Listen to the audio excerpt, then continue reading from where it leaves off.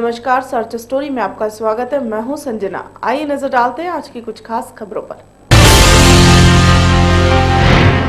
दिल्ली के मुख्यमंत्री अरविंद केजरीवाल को दिखाए काले झंडे। कांग्रेस के पूर्व विधायक और पदाधिकारियों ने दिखाए काले झंडे व तख्तियां। दिल्ली के मुख्यमंत्री अरविंद केजरीवाल को दिखाए काले झंडे। कांग्रेस के पूर्व विधायक और पदाधिकारियों ने दिखाए काले झंडे व तख्तियां। मुख्यमंत्री अरविंद केजरीवाल आज मधुबन चौक से मुकरबा चौक तक एलिवेटर रोड का उद्घाटन करने पहुंचे थे। करीब 5 किलोमीटर लंबे एलिवेटर रोड का उद्घाटन किया और दावा किया कि प्रोजेक्ट में केजरीवाल सरकार ने 125 करोड़ रुपए बचाए हैं। पहले के प्रोजेक्ट में भी 100 करोड़ रुपए बचाए थे और अगले प्रोजेक्ट में भी 125 करोड़ रुपए बचाने का दावा किया है। कुल मिलाकर 3.5 करोड़ की बचत है, जो कि सरकारी अस्पतालों में खर्च किए जाएंगे और खूब प्रचार जारी है। कांग्रेस ने आरोप लगाया है कि 100 करोड़ रुपए कैसे बचे। जिसे जाने थे उसको सजा मिलनी चाहिए। 100 करोड़ कहाँ जाते, उसका खुलासा करें। साथ ही जब एक सप्लायर पहले पब्लिक इस एलिवेटर रोड का उद्घाटन कर चुकी है तो आज ये ड्रामा क्यों? 15 दिन से एलिवेटर तैयार है, पर उद्घाटन के इंतजार में क्यों इस एलिवेटर रोड को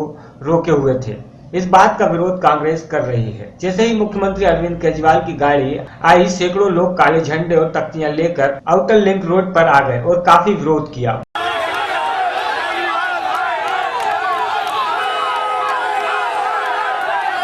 वहीं आप विधायक ऋतुराज झा का कहना है कि हम ऐसे ही बचत करते हैं। एक बजट में 2 एलिवेटर रोड बनाए हैं। मंत्री जी ने किया, एलिवेटेड रोड का उद्घाटन किया गया है।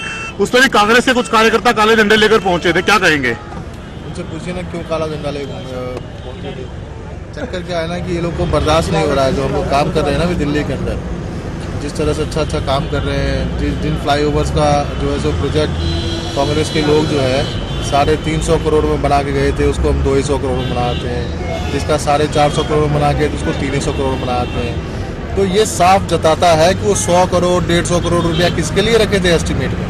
दिल्ली के मुख्यमंत्री अरविंद केजरीवाल को दिखाए काले झंडे। कांग्रेस के पूर्व विधायक और पदाधिकारियों ने दिखाए काले झंडे व तख्तियां। मुख्यमंत्री अरविंद केजरीवाल आज मधुबन चौक से मुकरबा चौक तक एलिवेटर रोड का उद्घाटन करने पहुंचे थे। करीब 5 किलोमीटर लंबे एलिवेटर रोड का उद्घाटन किया और दावा किया कि प्रोजेक्ट में केजरीवाल सरकार ने 125 करोड़ रुपए बचाए हैं। पहले के प्रोजेक्ट में भी 100 करोड़ रुपए बचाए थे और अगले प्रोजेक्ट में भी 125 करोड़ रुपए बचाने का दावा किया है। कुल मिलाकर 3.5 करोड़ की बचत है, जो कि सरकारी अस्पतालों में खर्च किए जाएंगे और खूब प्रचार जारी है।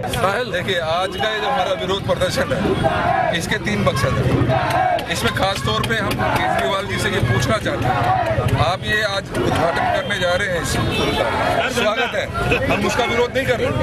ये जनता की चीज है, जनता को समर्पित हो, हम ये चाहते हैं। लेकिन पिछले 1 हफ्ते पहले जब जनता ने इसका उद्घाटन किया तो उसके बाद क्या काम हुआ हम जानना चाहते हैं।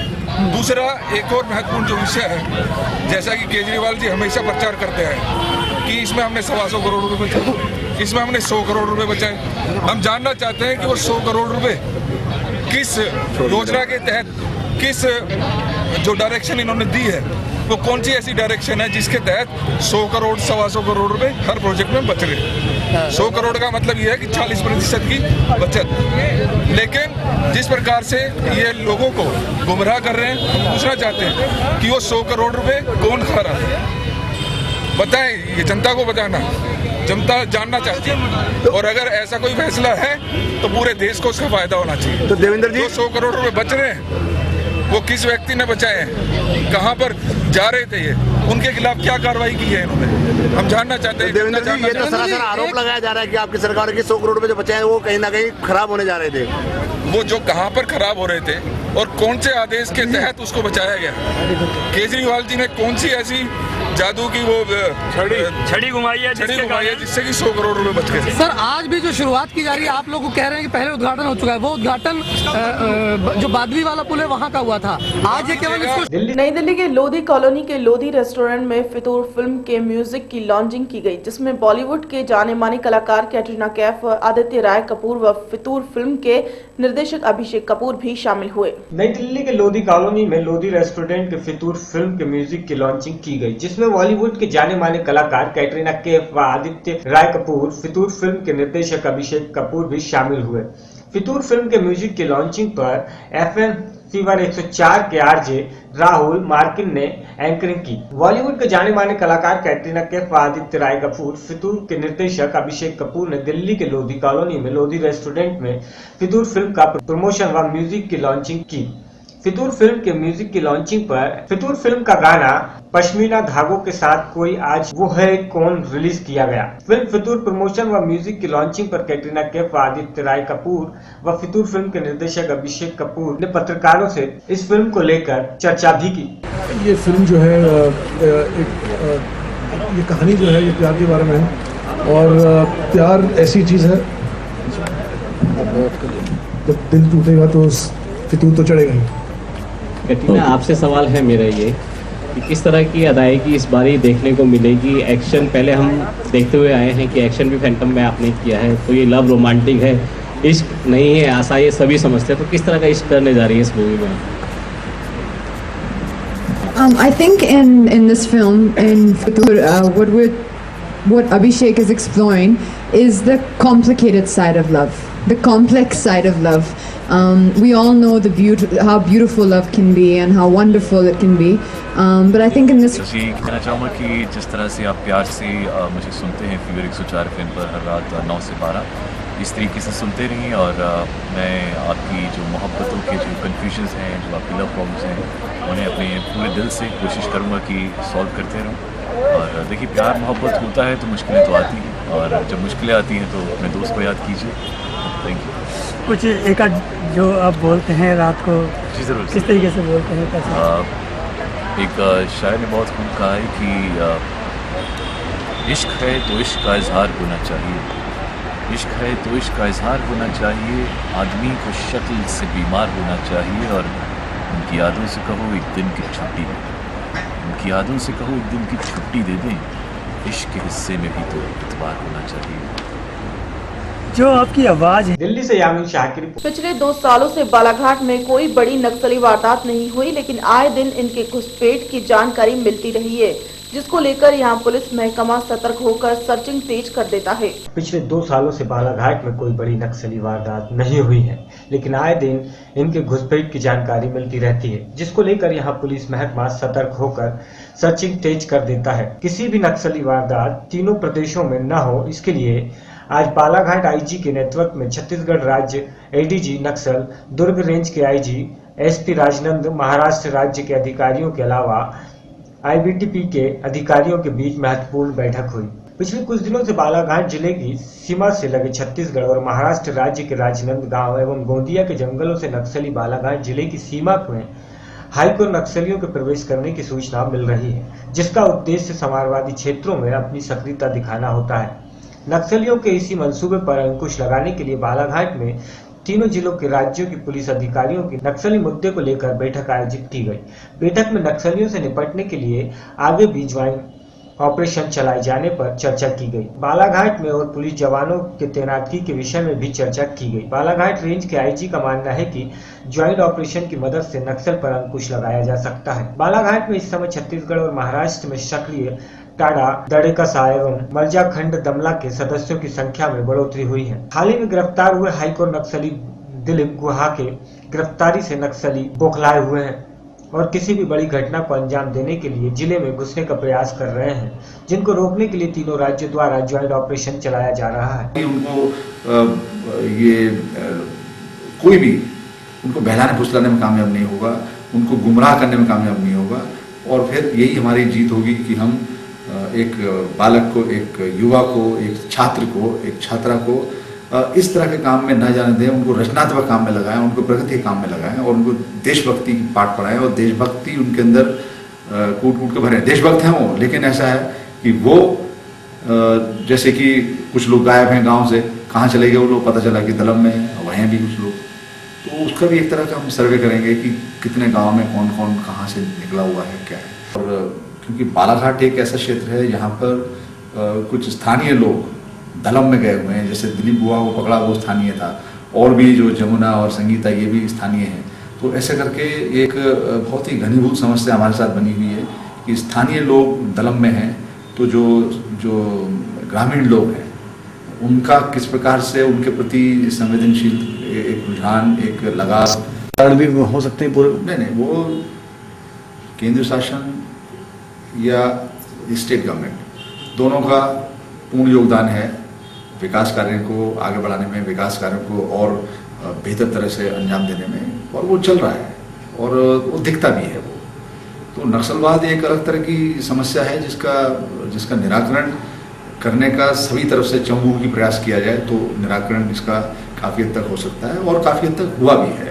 लेकिन स्थानीय लोगों का नक्सल उसमें होने से, नक्सलियों के साथ में होने से यहाँ के ग्रामीणों में एक तरह की संवेदनशीलता नक्सलियों के प्रति या फिर सूचनाएं ना देना, अब वो पुलिस की सूचनाएं उनको नहीं दें लेकिन उनकी सूचना भी अपने को कम मिलती है या देर से मिलती है।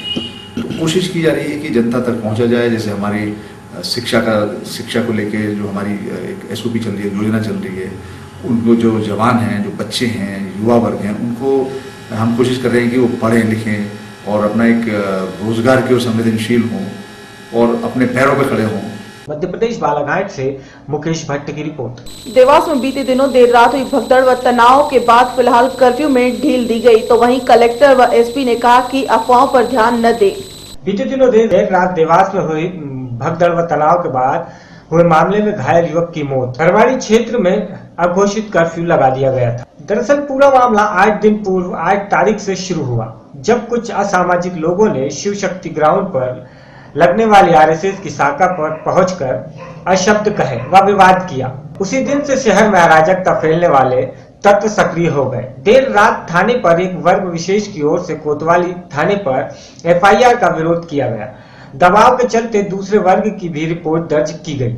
दूसरे दिन हिंदू संगठनों ने कोतवाली थाना प्रभारी जयराम चौकसे को हटाने की मांग की। उसके दूसरे दिन 10 तारीख को महिलाओं ने व व्यापारी संगठनों ने भी SP कलेक्टर को ज्ञापन सौंपा व कोतवाली TI को हटाने की मांग की। शहर में लगातार हटाने की मांग करते हुए 14 जनवरी अनिश्चितकालीन देवास बंद का आयोजन भी हुआ, जो बाद में त्योहार को देखते हुए वापस ले लिया गया। 14 तारीख को एक दिन पूरा देवास बंद रहा। 15 तारीख को शुक्रिया हाट क्षेत्र में शाम को अचानक 2 ठेला लगाने वाले आपस में लड़ पड़े। यही वह क्षण था जिसके बाद फैली अफवाहों के बीच 2 युवकों के साथ खरीबाड़ी क्षेत्र में मारपीट हुई। तत्काल मौके पर पहुंची पुलिस ने उस क्षेत्र की सीमा सील कर दी, वहां घोषित कर्फ्यू लगा दिया। वैसे शहर के अन्य इलाकों में इसका असर नहीं है, परंतु तनाव दिखाई पड़ता है। इधर घटना में घायल मेडिकल के एक छात्र नरेंद्र राजौरिया की इलाज के दौरान बॉम्बे अस्पताल में मौत हो गई है। उसका शव देवास न लाते हुए उसके मामा के गांव बिहारी में ले जाया गया,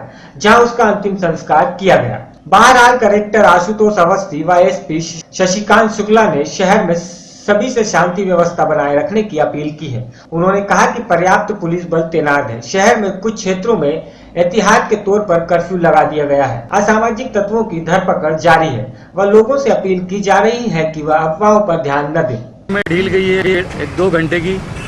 क्या है पूरा विषय? हालात का आकलन करने के बाद जो 100 मीटर के क्षेत्र में खारी बावड़ी क्षेत्र में जो कर्फ्यू प्रभावशील किया गया था, उसमें आज दोपहर 1 बजे से 3 बजे के दौरान महिलाओं और 15 वर्षीय और उससे कम उम्र के बच्चों को कर्फ्यू से ढील प्रदान की गई है ताकि वो ज़रूरतमंद सामग्री ले सकें। और आगे भी व्यवस्था का आकलन लगातार किया जा रहा है। यदि हालात ऐसे बनेंगे तो आगे भी और विचार किया। सर, ये जो जिस तरह से अभी ढील दी गई है 3 बजे समाप्त हो जाएगी, यानी इसके बाद फिर कर्फ्यू प्रभाव? अभी हम स्थिति का आकलन कर रहे हैं। यदि हालात कुछ अनुकूल और रहते हैं तो हम उसके बाद और आगामी निर्णय लेंगे। ठीक है सर, बाकी पूरे शहर में शांति? पूरे शहर में शांति है और कल भी शांति थी और आगे भी रहेगी। सर, आप पूरे क्षेत्र में भी घूमे, कर्फ्यू वाले क्षेत्र में भी आप घूमे, अभी सर आपको क्या लगता है जो बाजार से महिलाओं बाजार के लिए निकली करी है? सामान्य होता जा रहा है वातावरण और एक सांप्रदायिक सौहार्द का वातावरण भी अब नजर आने लगा है। एक मुस्लिम व्यक्ति जो कि दोनों धर्म के लोगों को दूध उपलब्ध करा रहे हैं, वहीं एक हिंदू व्यक्ति दोनों धर्म के उपलब्ध कराते हुए नजर आ रहे हैं। थैंक यू बस, थैंक यू सर, धन्यवाद। जितेंद्र पटेल। जितेंद्र भैया बताएं, आपकी किस क्षेत्र में दुकान है? मेरे खरेवाड़ी क्षेत्र में दुकान है सर, जहाँ पे कर्फ्यू लगा हुआ? बिल्कुल कर्फ्यू क्षेत्र में दुकान है मेरी। अभी ढील दी गई है? अभी 1 से 3 की ढील दी गई है। तो आपने दुकान खोल ली? मुझे कलेक्टर साहब के आदेश हुए थे। दुकान खोलने में कैसी भीड़ लग रही है? लोगों को क्या क्या सामान लेने आ रहे हैं? तो सभी जो जनरली सामान जैसे शक्कर तेल वगैरह ये टोटल आइटम लेने आ रहा हूँ। क्या आप महंगे रेट में दे रहे हैं, उसी रेट में दे रहे हम हैं? उसी रेट में जो वाजिब रेट है उसी रेट में माल देता हूँ सर। आपका नाम बताइए। मेरा जितेंद्र पटेल। आप कहाँ पे रहते हैं, किस क्षेत्र में रहते हैं आप? ये खारी बाबू पे रहते हैं। यहाँ पे क्या हुआ? 2 दिन पहले कर्फ्यू लगा था, क्या हुआ था? 2 दिन पहले नहीं लगा, कल लगा था। कल कर्फ्यू लगा था। देवास मध्य प्रदेश से शंकर योगी की रिपोर्ट। देश भर में किसानों की मौतों का सिलसिला थमने का नाम नहीं ले रहा है, तो वहीं कटनी में 15 दिनों के अंदर किसान की आत्महत्या का यह दूसरा मामला सामने आया है।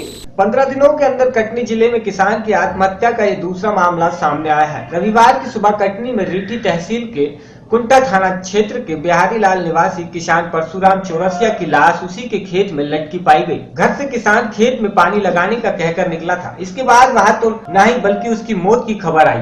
परिजनों की माने तो परशुराम ने 8 लाख की लागत से पान और गेहूं की फसल लगाई थी। परिजनों का आरोप है कि पिछली फसल का भी उसे मुआवजा नहीं मिला और साथ में उसकी पानी की मशीन 1 सप्ताह पहले अलग चोरी हो गई, जिस कारण वह फसल में पानी न मिलने को लेकर परेशान था, जिस कारण वह बिजली के तार का फंदा बनाकर फांसी पर लटक गया। पुलिस ने लाश को पोस्टमार्टम के लिए तो भेज दिया है। मृतक किसान अपने परिवार के साथ अपने विकलांग भाई के भी जीने का सहारा था। वहीं मौके पर पहुंचे नायब तहसीलदार बागड़ी किसान की मौत का कारण कुछ और ही बता रहे हैं। नायब तहसीलदार का कहना है कि जमीन पिता के नाम है और मृतक के भाई जमीन का बंटवारे को लेकर मृतक से विवाद करते थे। पुलिस भी घर की आपसी कहला आत्महत्या का कारण बता रही है। फिलहाल पुलिस ने प्रकरण दर्ज कर मामले की जांच शुरू कर दी है। किस वजह से की है? और ये ग्राम बिलहरी है और आप जो खड़े हुए हैं परशुराम चौरसिया जी का घर है। इन्होंने जो आत्मघाती कदम उठाया है, आत्महत्या की है, उसकी वजह है कि इनकी फसलें पूर्णतः नष्ट हो गई, चौपट हो गई थी, लेकिन उनका नाम मुआवजे में ना आना ये जिला प्रशासन का निकम्मापन था। पूरे मध्य प्रदेश के अंदर, क्या पूरे जिले के अंदर तमाम किसानों की फसलें चौपट हो गई हैं। चूंकि मैं इस क्षेत्र का जिला सदस्य हूँ, उस नाते लगातार यहाँ इसके लिए आंदोलन भी मैंने किया, लेकिन हजारों किसान छूट गए और जिला प्रशासन आज भी उसके लिए ध्यान नहीं दे रहा है। इन्होंने बहुत बड़ा ये आत्मघाती कदम उठाया है। इनके पिता भी बहुत वृद्ध हैं और एक भाई विकलांग है। साथ ही इनकी फसल जो पान वरेजे की थी वो भी नष्ट हो गई है। नदी में गेहूं लगाया था वो भी नष्ट हो गई है। कुछ दिन से ये भारी परेशान रहते थे। इन्होंने आवेदन भी जिला प्रशासन के लिए किया था, लेकिन जिला प्रशासन के निकम्मेपन के कारण कोई जो परशुराम चौरसिया वो सुसाइड कर ली है। उनका आरोप ये है कि उनके मुआवजा लिस्ट में नाम न आना और फसल भी सूख रही थी इनको लेकर उन लोगों शिकायत भी की थी, लेकिन आज तक भी कोई सुनाई नहीं हुई। इस कारण से उन्हें फांसी लगाई है। देखिए, सर्वे कलेक्टर के मार्गदर्शन में एक टीम बनाई गई थी, जिसमें पंचायत, कृषि विभाग और राजस्व विभाग तीनों ने मिलकर किया था। और जिनके नाम छूटे थे उसके लिए भी दोबारा दावा आपत्तियों को समय दिया गया था और उसमें भी नाम फिर से सर्वे करा के नाम जोड़े गए हैं। इनके जो परिवार कई सीधे सीधे आरोप प्रशासन के ऊपर है कि उनके सर्वे लिस्ट में नाम नहीं जोड़े जाने के कारण ऐसा आत्मघाती कदम उठाया है। तो इसमें क्या कहना है आपका? जमीन पिताजी के नाम थी। मैं अभी सर्वे पत्रक देखा, सर्वे पत्रक में पिताजी के नाम छठ पत्रक भी दर्ज है। क्या हो गया था? ये यहाँ वो पाला में भी खराब हो गया बरेजा, कम से कम 7-8 लाख रुपए का घाटा हो गया। ये नया बरेजा फसल तैयार होने वाली रही तो वो वाला तो सूख गया। अब बचा है ये नया बना रही था, कल तक बनाया है 4 बजे तक। 4 बजे के बाद खेत गया है, खेत पानी आने लगाने, तो फिर शाम को फिर रात भर लौट के नहीं आया। सुबह देखे गए तो फांसी पर लटके। कटनी से यश खरे की रिपोर्ट। उत्तर प्रदेश के बलिया जनपद के हनुमानगंज ब्लॉक के प्राथमिक विद्यालय बेतवा की जमीन कई वर्षों से दबंगों के कब्जे में है और इतना ही नहीं, उस जमीन पर प्राइवेट विद्यालय भी है। उत्तर प्रदेश का बलिया जनपद और इस जनपद के हनुमानगंज ब्लॉक के प्राथमिक विद्यालय बेतवा की जमीन पर जो आज कई वर्षों से दबंगों के कब्जे में है और इतना ही नहीं, उस जमीन पर प्राइवेट विद्यालय भी है। बेरुआ का प्राथमिक विद्यालय आज कई वर्षों से प्राथमिक विद्यालय गांधीनगर क्षेत्र में चल रहा है। आप देख सकते हैं कि किस कदर एक ही विद्यालय परिषद में 2 विद्यालयों के बच्चे पढ़ रहे हैं। बलिया के हनुमानगंज ब्लॉक के बेदुआ प्राथमिक विद्यालय में 58 बच्चे हैं। इस विद्यालय में न अध्यापक है और न ही प्रधान अध्यापक है। गांधी विद्यालय के टीचर ही इनके बच्चों को पढ़ाते हैं। जो इनके अध्यापक थे उनको 3 महीने पहले बेसिक अधिकारी ने बर्खास्त कर दिया था, जबकि इस विद्यालय में बकायदा आंगनवाड़ी है और रसोई भी है। जब हमने गांधी विद्यालय के अध्यापक से पूछा तो उनका कहना था कि आप तो सब कुछ जानते हैं, तो इनका इशारा क्या? आपने ही अधिकारियों की मिली भगत का खेल पर इशारा तो नहीं। प्रतिमा पांडे चलते हैं, 2 है, एक गांधी और एक बेजुआ। मैं गांधी की नहीं, क्या गांधी? गांधी क्या है? प्राथमिक विद्यालय गांधी, गांधीनगर जी नहीं, नगर नहीं है, गांधी नाम ही है प्राथमिक विद्यालय गांधी। और दूसरा विद्यालय कौन सा है? प्राथमिक विद्यालय बेदुआ। बेदुआ में कितने टीचर हैं? एक है हेडमास्टर मनोज सिंह। अभी वो कहाँ है? अब मुझे नहीं पता है। कितने दिनों से नहीं आते हैं वो? सर अब हम सबके बारे में अपने बारे में बताएंगे। वो इस समय नहीं आ रहे हैं, सस्पेंड वगैरह कुछ हम सुने थे ऐसा।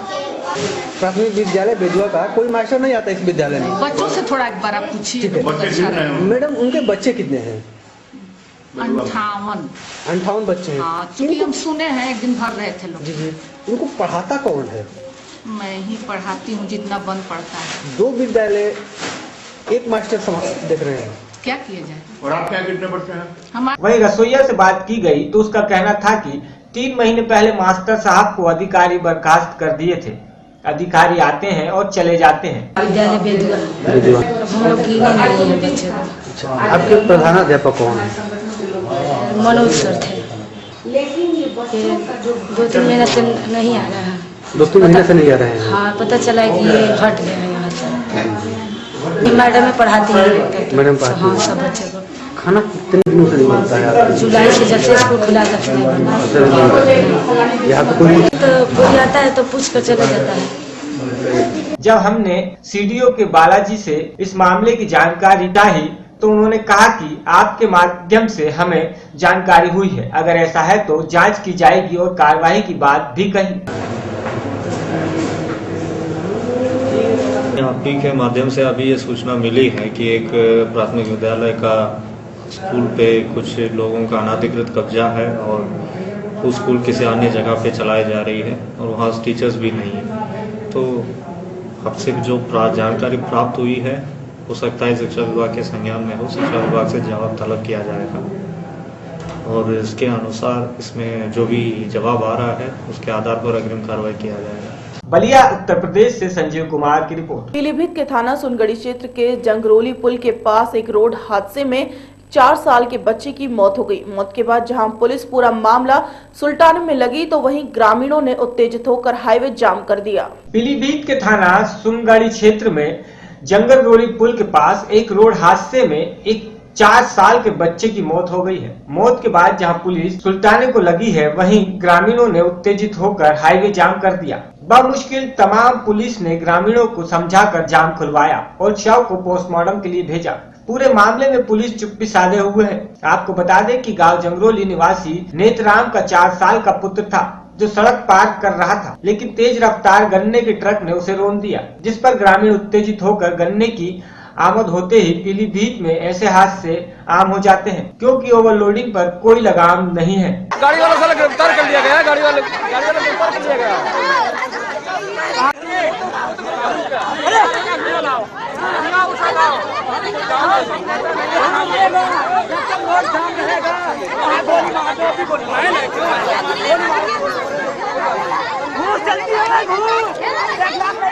निकलो बाहर, जाओ जाओ, निकलो, इधर भी घूस, यहाँ मरे पड़े हैं भोसड़ी। अब क्या नहीं, 3-4 पहले भी हो चुके हैं कांड, यहाँ पर 3-4 कांड हो चुके हैं। पीलीभीत से शरीफ परवेज की रिपोर्ट। शहर दीनानगर में लोक सेवा समिति की तरफ से 23वां राशन वितरित समारोह किया गया, जिसमें पंजाब के 50 जरूरतमंद परिवारों को राशन वितरित किया गया।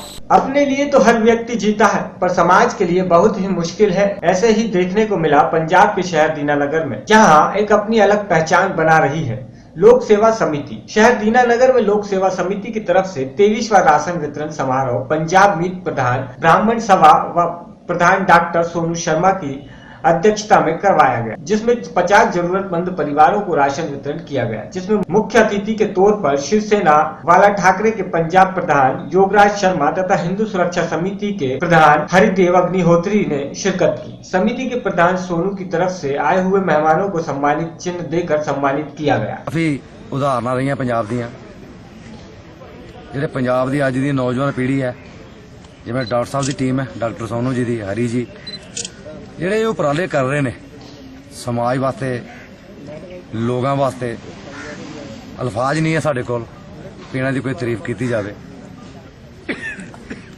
ਲੇਕਿਨ ਇੱਕ ਦਿਸ਼ਾ ਸਮਾਜ ਨੂੰ, ਇੱਕ ਅਲੱਗ ਕਿਸਮ ਦੀ ਦਿਸ਼ਾ ਸਮਾਜ ਨੂੰ ਇਹ ਟੀਮ ਦੇ ਰਹੀ ਹੈ ਵੀ ਆਪਣੇ ਵਾਸਤੇ ਹਰ ਵਿਅਕਤੀ ਜਿੰਦਾ, ਲੇਕਿਨ ਕਿਸੇ ਵਾਸਤੇ ਜੀਣਾ ਜਾਂ ਕਿਸੇ ਨੂੰ ਖੁਸ਼ੀ ਦੇ ਕੇ ਜਿਹੜੀ ਖੁਸ਼ੀ ਇਹ ਹਾਸਲ ਕਰ ਰਹੇ ਨੇ ਉਹਦਾ ਕੋਈ ਵੀ ਮੇਰੇ ਕੋਲ ਅਲਫਾਜ਼ ਨਹੀਂ ਹੈ ਵੀ ਮੈਂ ਇਹਨਾਂ ਦੀ ਸਿਫਤ ਕਰਾਂ। ਅੱਜ ਦੇ ਯੁੱਗ ਦੇ ਵਿੱਚ, ਮਹਿੰਗਾਈ ਦੇ ਯੁੱਗ ਦੇ ਵਿੱਚ, ਜਿਵੇਂ ਆਪਣੇ ਪਰਿਵਾਰਾਂ ਨੂੰ ਪਾਲਣਾ ਬਹੁਤ ਮੁਸ਼ਕਲ ਹੈ, ਲੇਕਿਨ ਸਮਾਜ ਦੇ ਐਸੇ ਅੰਗ ਜਿਨ੍ਹਾਂ ਦੀ ਹਰ ਮਹੀਨੇ ਐਸੀ ਸੇਵਾ ਕਰਨੀ ਹੈ, ਇਹ ਬਹੁਤ ਉੱਚਾ ਕੰਮ ਹੈ। ਵਧਾਈ ਦੀ ਪਾਤਰ ਇਹਨਾਂ ਦੀ ਸਮਿਤੀ ਦਾ ਅੱਜ 23ਵਾਂ ਰਾਸ਼ਨ ਵਿਤਰਨ ਸਮਾਰੋਹ, ਜਿਹਦੇ ਵਿੱਚ ਪੰਜਾਬ ਪ੍ਰਧਾਨ ਸ਼੍ਰੀ ਯੋਗਰਾਜ ਸ਼ਰਮਾ ਸ਼ਿਵਸੈਨਾ ਬਾਲ ਠਾਕਰੇ ਜੀ ਸਪੈਸ਼ਲ ਤੌਰ ਤੇ ਇੱਥੇ ਗਰੀਬਾਂ ਨੂੰ ਰਾਸ਼ਨ ਵਿਤਰਨ ਕਰਨ ਵਾਸਤੇ ਆਏ ਹਨ। ਅਸੀਂ ਉਹਨਾਂ ਦਾ ਬਹੁਤ ਬਹੁਤ ਧੰਨਵਾਦ ਕਰਦੇ ਹਾਂ।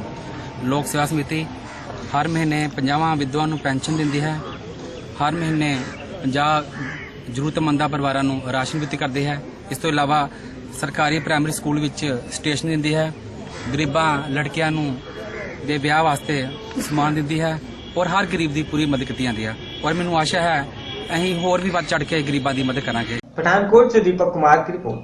आज जनता में बढ़ रही शुगर की बीमारी को लेकर आज मोगा के मंदिर गीता भवन के पास शुगर चेतना सोसाइटी की ओर से शुगर की बीमारी से छुटकारा पाने के लिए और आम लोगों को जागरूक करने के लिए सेमिनार का आयोजन किया गया। आज जनता में बढ़ रही शुगर की बीमारी को लेकर मोगा के मंदिर गीता भवन के पास शुगर चेतना सोसाइटी की ओर से शुगर की बीमारी से छुटकारा पाने के लिए और आम लोगों को जागरूक करने के लिए सेमिनार का आयोजन किया गया। इस सेमिनार में लुधियाना से पहुंचे माहिर डॉक्टर ने इस बीमारी से बचने के उपाय भी बताए और करीब 4 से ज्यादा लोगों को शुगर भी चेक किया गया। मौके लुधियाना से पहुंचे डॉक्टर आरपी सिंह ने शुगर ट्रेस नामक बुक को भी रिलीज किया, जहां पर लोगों को इस बीमारी से निपटने की जानकारी भी दी गई। छोटे छोटे बच्चों को ज्यादा मीठा खाने से होने वाले नुकसान के बारे में प्रदर्शनी लगाकर बताया गया। मैंने जान के बहुत खुशी है। शुगर चेतना सोसाइटी मोगा वालों खास करके डॉक्टर अमृतपाल सोटी वालों जो उपराला किया गया है शुगर के मरीजों वास्ते बहुत ही शलाघायोग है। अज काफ़ी मरीजों की जी sugar test free sugar test की गई है और नाल दे नाल उन्होंने शुगर बारे बहुत सारी जानकारी दी जा रही है, जिदे विच हर उम्र के लोग जोड़े शामिल हो रहे हैं, बच्चे है, बुजुर्ग है, लेडीज़ है, सारे शामिल हो रहे हैं। और ये खास तौर पर शुगर के करके जो हार्ट प्रॉब्लम हुई वो उत्ते सैमीनार भी किया जा रहा है कि शुगर के मरीजों को हार्ट प्रॉब्लम्स क्यों होंदियां, उन्होंने की लक्षण होंगे और उन्होंने किस तरह बचाव करना है जाके। और इस वेले साडे इंडिया दे विच जो शुगर के मरीज चल रहे हैं नियर अबाउट 50 मिलियन मरीज चल रहे हैं और जे असीं इत्ते कंट्रोल ना पाया तो 2030 तक ये आलमोस्ट 75 मिलियन के करीब पहुँच जाएंगे और सारे वर्ल्ड दे विच इस वेले असीं नंबर 1 ते हैं। शुगर के मरीज सब तो ज़्यादा साडे इंडिया दे विच है और इहो ट्रेंड चलता रहा। तो शुगर के मरीज जिथे वधणगे उहदे नाल नाल हार्ट के मरीज वधणगे, हार्ट दी बीमारियां वधणगियां, उहदे नाल नाल ब्रेन स्ट्रोक वधणगे, किडनी फेलियर वधेगी, सारिया बीमारियां जिहड़ियां इन्नियां कुछ वध जाणगियां कि जिन्हां नूं कंट्रोल करना मुश्किल है, एपीडेमिक आ जाएगा, कंट्रोल करना मुश्किल हो जाएगा। सो ये सोसाइटी वाला एक बड़ा अच्छा। मोगा से विपिन ओकारा की रिपोर्ट। दिल्ली के मुख्यमंत्री अरविंद केजरीवाल पर दिल्ली में महिला की तरफ से स्याही फेंकने की घटना की निंदा करते हुए आपके सुचा सिंह छोटेपुर ने कहा कि महिला भावना अरोड़ा जो खुद को आप सेना का पंजाब प्रभारी बता रही है उसका आपसे कोई लेना देना नहीं है। दिल्ली के मुख्यमंत्री अरविंद केजरीवाल पर दिल्ली में चल रही एक सभा में महिला की तरफ से शाही फेंकने की घटना की निंदा करते हुए पंजाब के सुच्चा सिंह छोटेपुर ने कहा है कि महिला भावना अरोड़ा जो खुद को अपना सेना का पंजाब प्रभारी बता रही है उसे नहीं जानते और वह आम आदमी पार्टी पंजाब की मेंबर भी नहीं है। इसके साथ ही सुच्चा सिंह छोटे ने इस घटना के पीछे भाजपा और केंद्र सरकार का हाथ बताया है और वहीं उनका कहना था कि मुख्यमंत्री की सुरक्षा सुरक्षा में कमी के जिम्मेदार केंद्र मंत्री राजनाथ सिंह हैं। आप के पंजाब गुरविंदर सिंह सुच्चा छोटेपुर का कहना था कि अगर ऐसी घटना पंजाब में उनके साथ होती तो वह दिल्ली के मुख्यमंत्री अरविंद केजरीवाल की तरफ से चुप बैठने वाले नहीं थे, वह उसका जवाब देना जानते हैं। ਇਹਦਾ ਪੰਜਾਬ ਨਾਲ ਕੀ ਸੰਬੰਧ ਹੈ? ਮੈਂ ਕਿਹਾ ਮੇਰੀ ਕੋਈ ਨੌਲੇਜ 'ਚ ਨਹੀਂ ਵੀ ਇਸ ਨਾਂ ਦੀ ਕੋਈ ਮਹਿਲਾ ਸਾਡੇ ਕਿਸੇ ਸੰਗਠਨ ਦੀ ਮੈਂਬਰ ਨਹੀਂ ਹੈ ਔਰ ਮੈਂ ਸਮਝਦਾ ਕਿ ਇਹ ਇੱਕ ਬਹੁਤ ਦੁਖਦਾਈ ਗੱਲ ਹੈ ਕਿ ਸੀਐਮ ਦੀ ਸਭਾ ਦੇ ਵਿੱਚ ਸਿਕਿਉਰਿਟੀ ਦਾ ਕੋਈ ਅਰੇਂਜਮੈਂਟ ਨਹੀਂ ਸੀਗਾ ਔਰ ਜਦੋਂ ਉਹਨੇ ਇਹ ਕੰਮ ਕੀਤਾ ਵਾ ਇਹਦੇ ਤੋਂ ਇਲਾਵਾ ਵੀ ਜੇ ਕੋਈ ਉਹਦੇ ਕੋਲ ਸਬੂਤ ਸੀਗੇ ਸੀਐਨਜੀ ਦੇ ਮਤਲਬ ਜਿਹੜੇ ਘੁਟਾਲੇ ਦੀ ਗੱਲ ਕਰਨ ਦੇ ਆ ਤੇ ਉਹ ਪ੍ਰੈਸ ਕਾਨਫਰੰਸ ਕਰਕੇ ਵੀ ਉਹ ਦੱਸ ਸਕਦੇ ਸੀ ਲੋਕਾਂ ਨੂੰ। ਉੱਥੇ ਜਿਹੜੇ ਇਸ ਸੁੱਟਣ ਤੋਂ ਬਾਅਦ ਵੀ ਉਹਨੇ ਉੱਥੇ ਬਾਈਟ ਦਿੱਤੀ ਹੈ।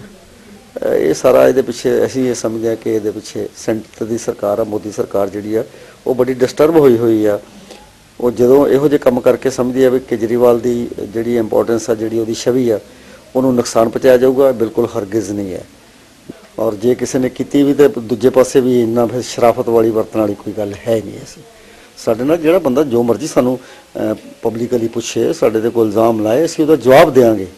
ਪਰ ਜੇ ਕੋਈ ਇਸ ਤਰ੍ਹਾਂ ਸਭਾ ਡਿਸਟਰਬ ਕਰਨ ਦੀ ਕੋਸ਼ਿਸ਼ ਕਰੂਗੇ ਉਹ ਪੰਜਾਬ 'ਚ ਨਹੀਂ ਹੋ ਸਕਦਾ। ਨਾਲੇ ਪੰਜਾਬ 'ਚ ਤਾਂ ਹੜ੍ਹ ਚੜਿਆ ਹੋਇਆ ਵਾ, ਇੱਥੇ ਨਾ ਸਾਨੂੰ ਇਹਨਾਂ ਦੀ ਪੁਲਿਸ ਦਾ ਡਰ ਆ ਤੇ ਨਾ ਇਹਨਾਂ ਦਾ ਸਰਕਾਰ ਦਾ ਕੋਈ ਡਰ ਆ। ਅਸੀਂ ਤਾਂ ਪਬਲਿਕ ਕੋ ਡਰਨੇ ਤੇ ਰੱਬ ਕੋ ਡਰਨੇ ਆ, ਇਹਨਾਂ ਦਾ ਸਾਨੂੰ ਕੋਈ ਡਰ ਨਹੀਂ ਹੈ। ਜੇ ਇਹੋ ਜਿਹੀ ਕੋਈ ਗੱਲ ਕਰਨਗੇ ਤਾਂ बड़ा फिटेस्ट रिप्लाई देंगे। पठानकोट पंजाब से दीपक कुमार की रिपोर्ट। खबरों में फिलहाल इतना ही, मुझे दीजिए इजाजत, नमस्कार।